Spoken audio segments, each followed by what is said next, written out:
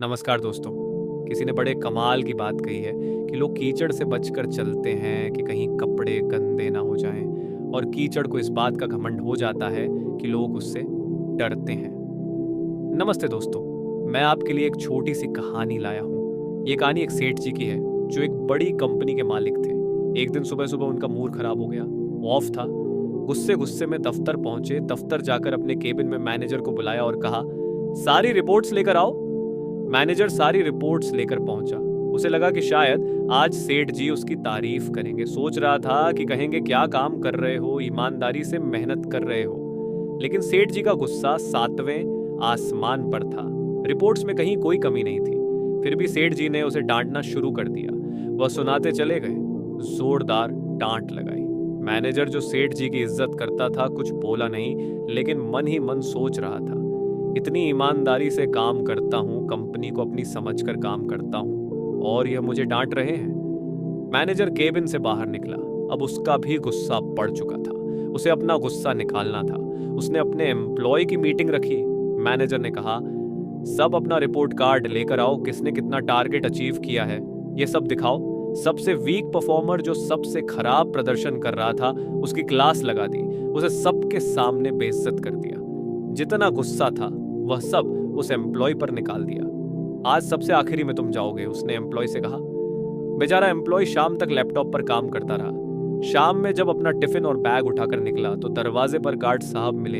Employ का गुस्सा अभी भी उतरा नहीं था। उसने पर गुस्सा निकाल दिया और सुनाते सुनाते मन हल करके बाइक लेकर निकल गया। गार्ड को समझ में नहीं आया कि उस पर गुस्सा क्यों किया गया। उसने ड्यूटी आवर्स पूरे किए और घर पहुंचा।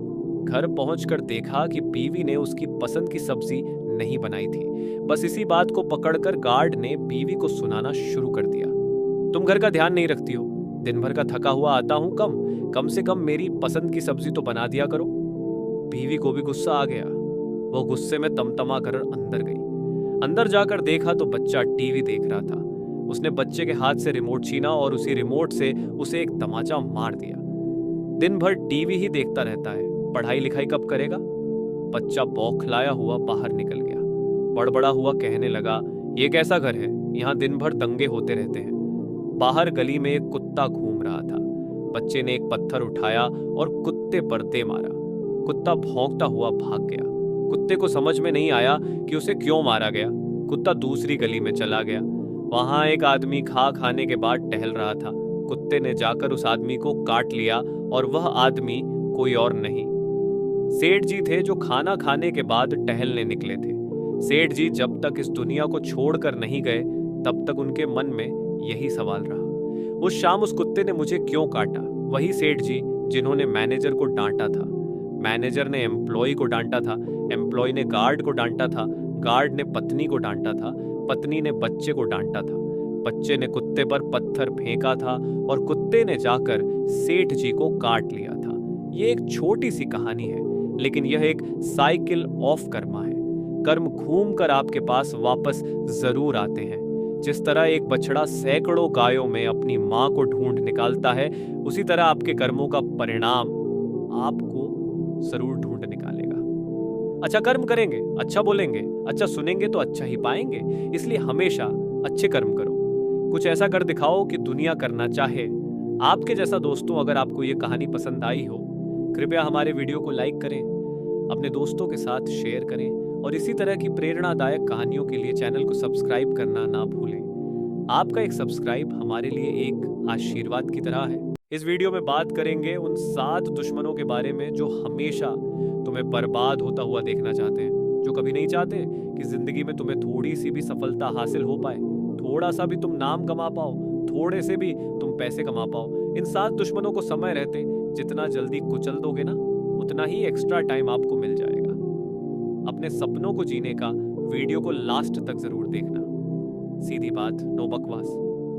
दुश्मन नंबर 1 है आपका, जो आपको बर्बाद करना चाहता है, और वो है सेल्फ डाउट। ये सेल्फ डाउट आपका सबसे पहला दुश्मन है भाई। जब तू खुद पर विश्वास नहीं करता, ना तो दुनिया तेरे पर क्या विश्वास करेगी, और क्या मैं ये कर सकता हूँ। ये वाला जो डाउट है वो तेरे टारगेट को, तेरे सपने को शुरू होने से पहले ही खत्म कर देता है, क्योंकि इसमें तो तू अपने टारगेट के लिए मेहनत शुरू भी नहीं कर पाया। तो तो खुद पर डाउट करना बंद कर।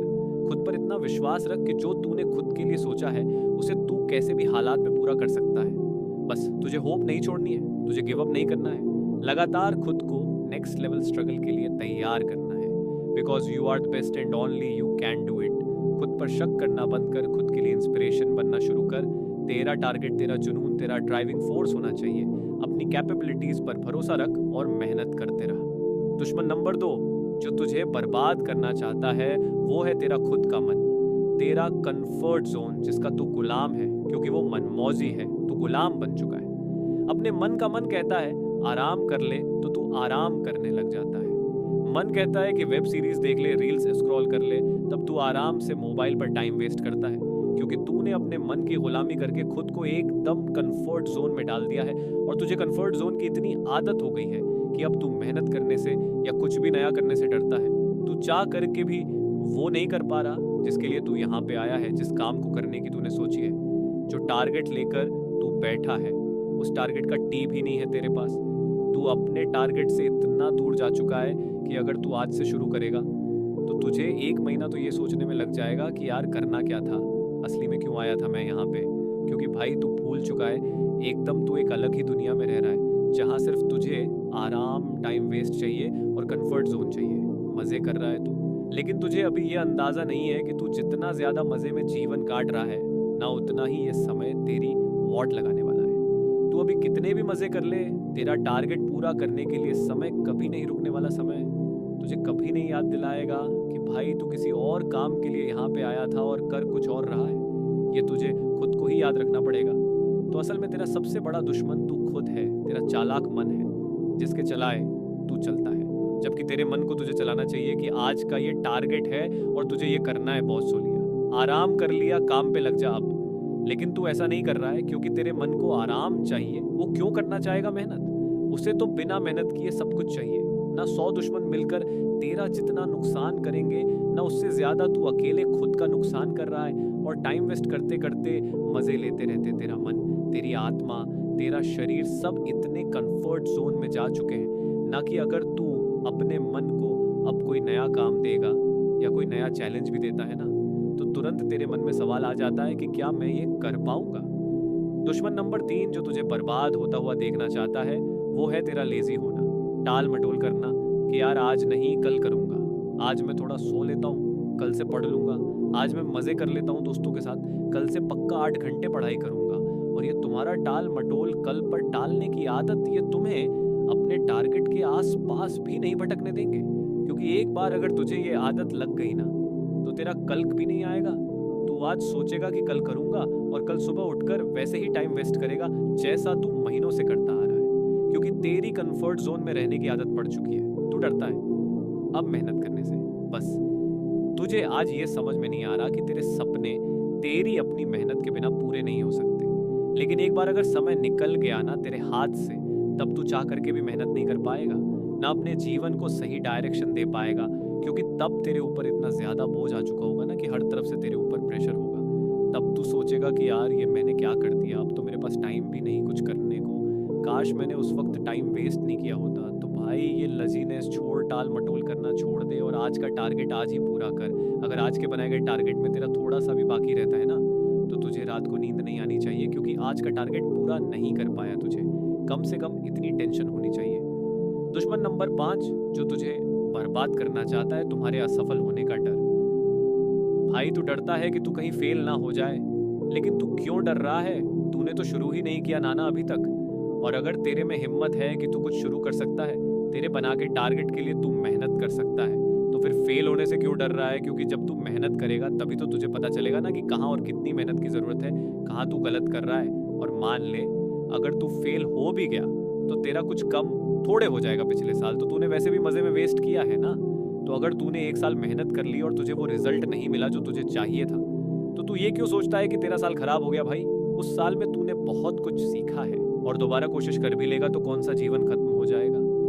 तू करके तो देख ले एक बार फिर से, क्या पता ये वाली कोशिश तेरी आखिरी कोशिश हो और तेरी सफलता इसी कोशिश के बाद लिखी हो। असली मजा तो तब है ना गिर करके उठा जाए, पूरी दुनिया को दिखाया जाए कि तू हार मानने वालों में से नहीं है, तू मुकाबला करने वालों में से है, जीतने वालों में से है। दुश्मन नंबर 7 तेरा 7वां दुश्मन जो तुझे बर्बाद करना चाहता है वो है कंपैरिजन, तुलना करना।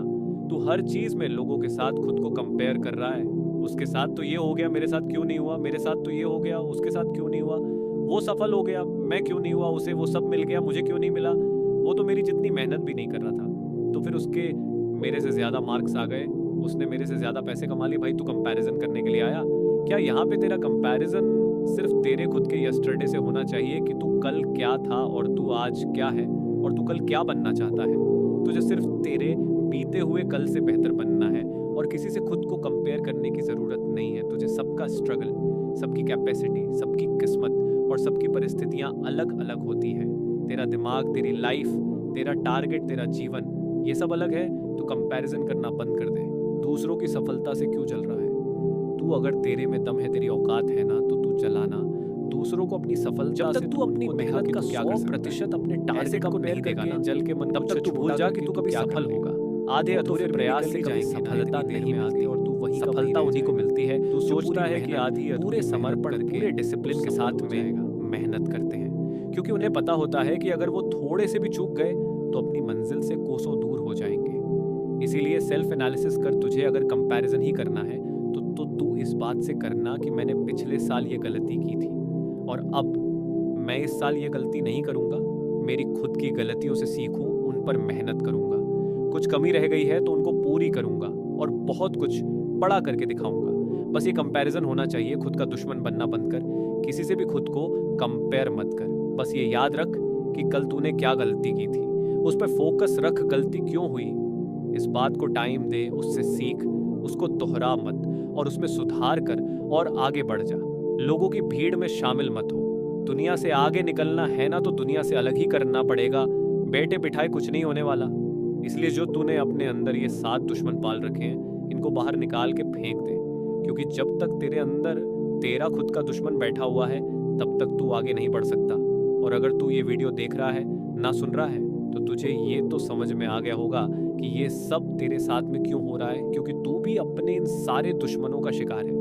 मतलब तेरे सबसे बड़े दुश्मन कोई भी भारी लोग नहीं है, तू खुद ही है तेरे विनाश का कारण। तो इनसे लड़, इनको हरा, इनसे जीत, क्योंकि जब तू अपने खुद के अंदर के दुश्मनों से जीत लेगा ना, तब तेरी सफलता में कोई बाधा नहीं आएगी। और फिर देखना, देश में तू अपना ही नहीं बल्कि दुनिया में देश का नाम रोशन करके दिखाएगा।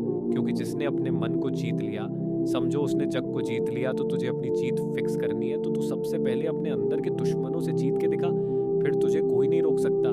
जय हिंद, वंदे मातरम, जीत फिक्स।